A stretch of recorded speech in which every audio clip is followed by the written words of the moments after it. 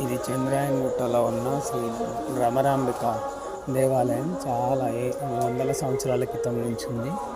First time నేను ఇక్కడికి వస్తున్నా విజిట్ చేద్దామని, దర్శనం చేసుకుందామని.